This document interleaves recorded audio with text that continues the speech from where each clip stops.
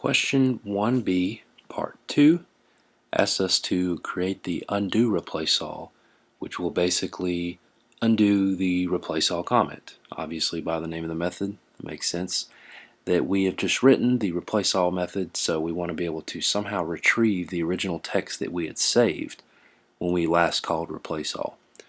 So the way this is going to work is we're going to simply need to access the saved text, retrieve that, and then at the same time, if we actually undo that step and we retrieve the saved text, we don't want to leave that in the list because we've already accessed for it. We actually undid the replacement that we would do if we actually called replace all.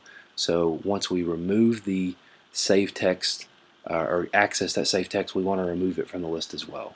That way, every time we call undo, it's not simply giving us the same information, it's actually going back step by step, further and further. So the way we're going to do this is the method asks us to return the text that was last saved, and if there is no text there, if there's nothing in the list, then we want to return null. A couple different ways we can go about this. This may be a little different from the way I did it in class, but all we need to do is first check and see is there anything in the list or not.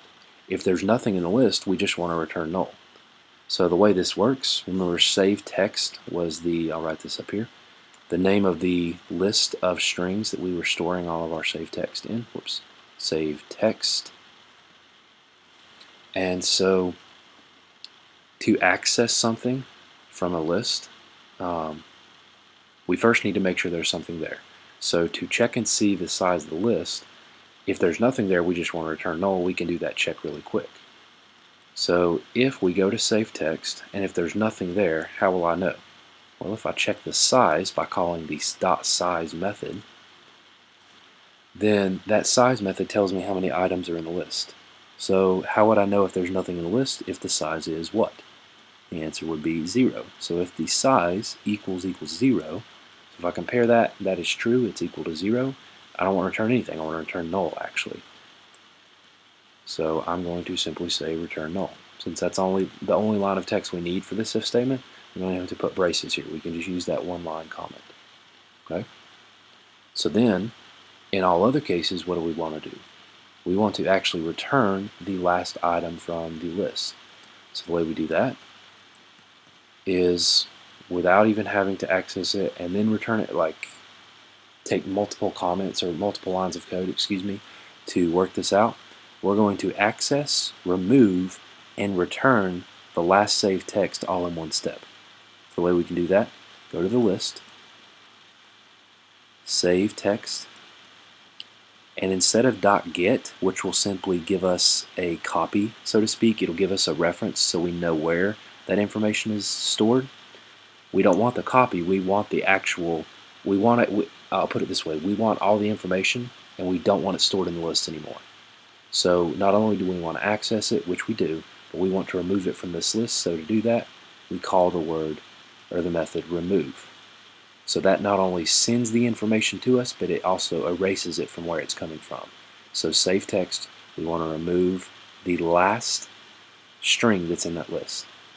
So we need to give it the index of the last string. Well, here's the problem. We don't know how big save text is. Remember, save text could hold words like problem 1. It could hold another string that says, I don't know, anything random, pancake. It could hold another random word. It could hold chair. It could hold the phrase we mentioned earlier. This question is done. So it could hold all these different things, okay, just completely random words, random strings, whatever it may be. And if we want to remove the last one, in this case, there would be 4 here, but we don't know how many there are. Well, I do know that if the size of this list is 4, then the index, this is stored in index 1. This would be 0. Index 1 would store the second phrase. Index 2 would store the third one.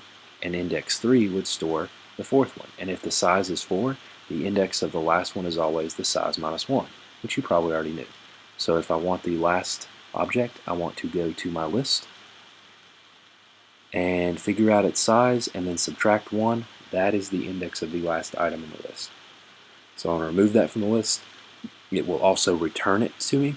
So then I want to return whatever that text is out of the method as well. We were supposed to return the string that was saved. Okay?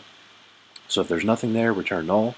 If there is something there, in all other cases, this would be skipped, and we would jump right to this return statement. And remember, if you come across a return statement anywhere in the code, right there, it cuts off. So if there was nothing in the text and we say return null, it returns null, never even looks at the rest of the code. But if there is something there, this all is skipped, so we don't return null. We jump to this line where we remove the last item from the list, which is at position of whatever the size is minus 1, and then we return it. So that's it. That is the undo replace all method. Now you are ready to move on to question 2.